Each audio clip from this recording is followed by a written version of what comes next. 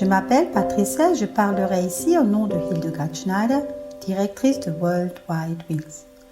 Voici le 64e épisode de ma série Éveil messianique intitulée Israël de peuple à destin, partie 4. Les apôtres connaissaient encore parfaitement la dispersion des 10 tribus.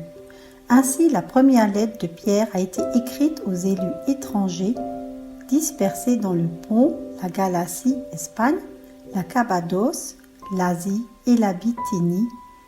1er Pierre, chapitre 1, verset 1. Ou Jacques. Jacques, serviteur d'Élohim et du Seigneur Yeshua HaMashiach, aux 12 tribus dispersées. Jacques 1, verset 1. Lorsque l'Empire parthe s'est disloqué, beaucoup sont passés à autre chose. Les Scythes se sont alors appelés Saxons et Germains. Le prophète Osée a prédit que les 10 tribus seraient parmi les nations. Israël sera dévoré. Les nations s'en occuperont comme d'un vase dont personne n'en veut. Osée 8, verset 8. Les 10 tribus sont devenues un grand peuple mélangé sans identité propre. Mais Yahweh a promis de les rassembler et de les ramener, et il le fera. Car voici que les temps viennent, dit Yahweh, où je ramènerai les destinées de mon peuple, Israël et Juda, dit Yahweh, et je les ramènerai dans le pays que j'ai donné à leur père pour qu'ils le possèdent. Jérémie 30, verset 3. L'ardeur de la colère de Yahweh ne s'apaisera pas jusqu'à ce qu'il fasse et exécute ce qu'il a en tête. Au dernier jour, vous le saurez. Jérémie 30, verset 24. Nous sommes maintenant dans ces derniers temps et nous sommes en train de parvenir à la connaissance. Encore 2 versets. En ce temps-là, dit Yahweh, je serai l'Élohim de toutes les familles d'Israël, et ils seront mon peuple. Ainsi parle Yahweh, le peuple qui a échappé à l'épée a trouvé grâce dans le désert. Israël s'en va vers son repos. Jérémie 31, versets 1 à 2. Cela semble violent. Cela ressemble à une grande détresse. Oui, c'est ce qui nous attend. Il y aura un grand jugement et Yahweh fortifiera toutes les nations.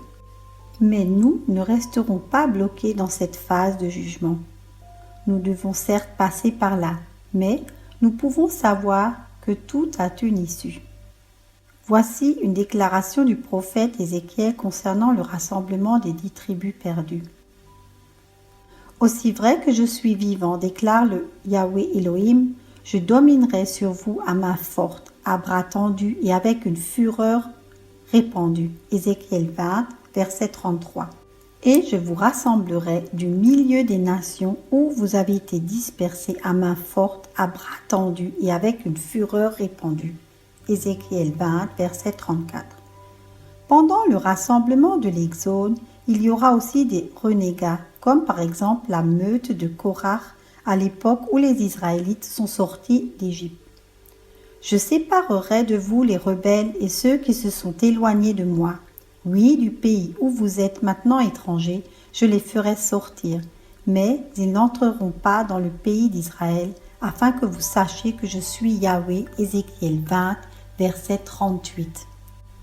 Cela signifie qu'il y aura un jugement dans le désert pendant l'Exode.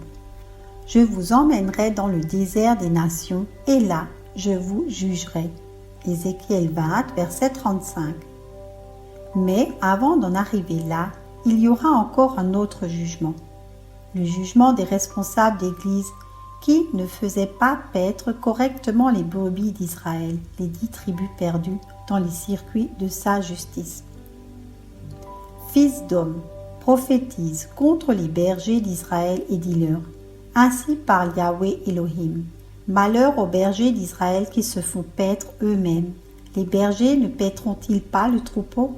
Mais vous, vous mangez la graisse, vous vous vêtez de la laine, vous tuez ce qui est engraissé et vous ne faites pas paître les brebis. Ézéchiel 34, versets 1 à 2. Comment se comporte un bon berger? Nous trouvons dans le psaume 23 un modèle de bon berger. Il fait paître ses brebis dans de verts pâturages, les conduit à l'eau fraîche et les fait tourner en juste cercle à cause du nom de Yahweh. En hébreu, il n'y a pas le mot sur le droit chemin, mais le mot circuit. Yahweh poursuit. Voici, j'en veux aux bergers et je réclame mon troupeau de leurs mains. Je mettrai fin à leur rôle de berger et ils ne le paîtront plus eux-mêmes.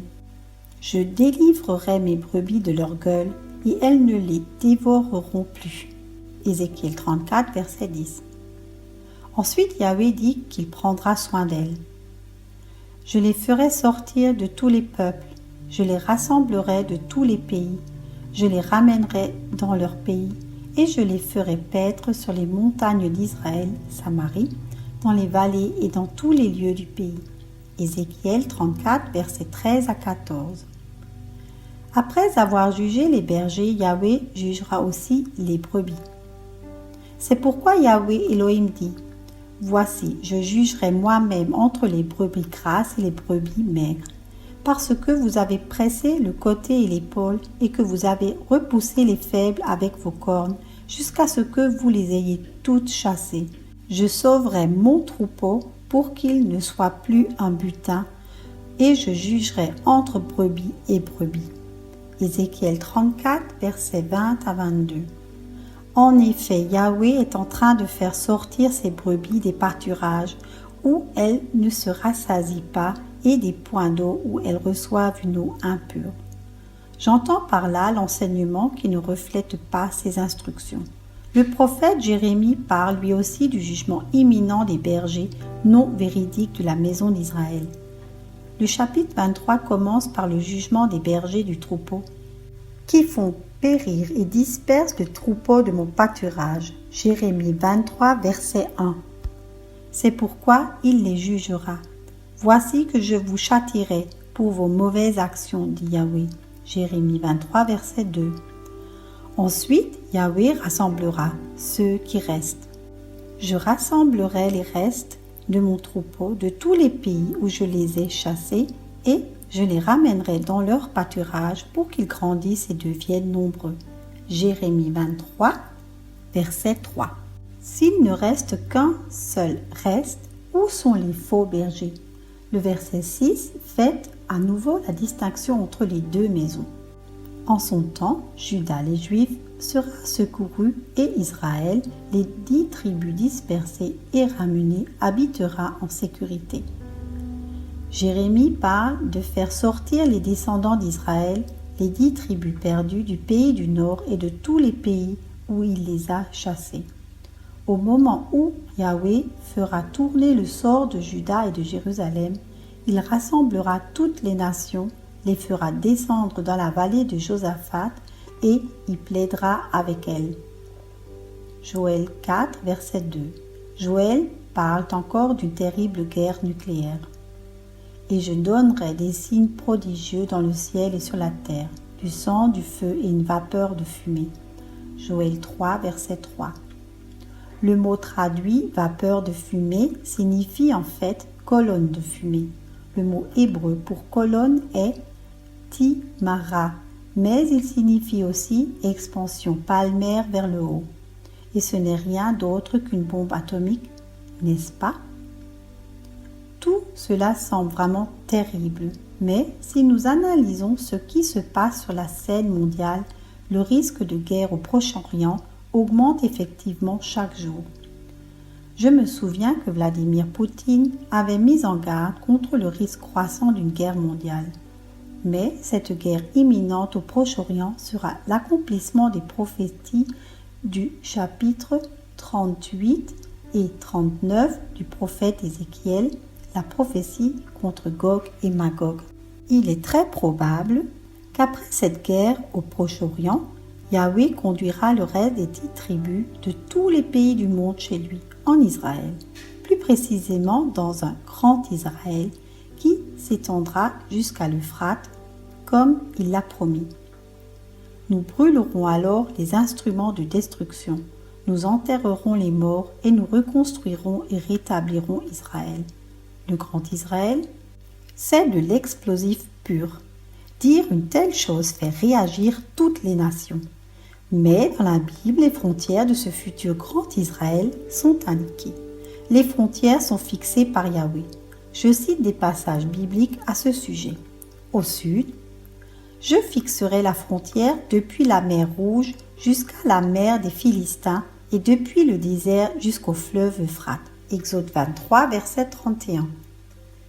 Mais la frontière du sud va de Tamar jusqu'aux eaux de Hader à Kadès, et le torrent d'Égypte descend jusqu'à la grande mer. Telle sera la frontière du sud. Ézéchiel 47, verset 19. En ce jour, Yahweh conclut une alliance avec Abraham et dit « Je donnerai ce pays à tes descendants, depuis le fleuve d'Égypte jusqu'au grand fleuve Euphrate. » Genèse 15, verset 18. À l'ouest. Et du côté de l'ouest, la grande mer est la frontière jusqu'en face de Hamath. Que ce soit la frontière à l'ouest. Ézéchiel 47, verset 20. Mais la frontière à l'ouest sera la grande mer et sa côte. Ce sera votre frontière à l'ouest. Lévitique 34, verset 6. Au nord, en ce jour, Yahweh conclut une alliance avec Abraham et dit « Je donnerai ce pays à tes descendants depuis le fleuve d'Égypte jusqu'au grand fleuve Euphrate. » Genèse 15, verset 18. Depuis le désert jusqu'au Liban et depuis le grand fleuve Euphrate jusqu'à la grande mer du couchant, tout le pays des Hittites, tel sera votre territoire. Josué 1, verset 4. La frontière s'étendra depuis la mer jusqu'à Hatzar Enan, et Damas et Hamath resteront au nord. Telle sera la frontière du nord. Ézéchiel 47, verset 17.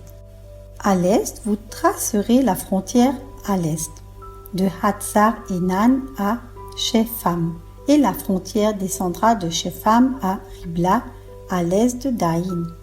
Puis elle descendra et s'étendra le long des hauteurs à l'est du lac de Kinneret et descendra jusqu'au Jourdain pour aboutir à la mer Salée. Tel sera votre pays avec sa frontière tout autour. Exode 34, versets 10 à 12. Les frontières de l'Orient sont depuis Hatzar Enan, qui est entre le Oran et Damas, le Jourdain entre Galad et le pays d'Israël, jusqu'à la mer orientale de Tamar. Ce sera la frontière à l'est. Ézéchiel 47, verset 18. Nous poursuivrons cette réflexion dans le prochain épisode. Soyez tous richement bénis. Je vous remercie pour votre écoute et vous invite à nous rejoindre sur Facebook Éveil Messianique.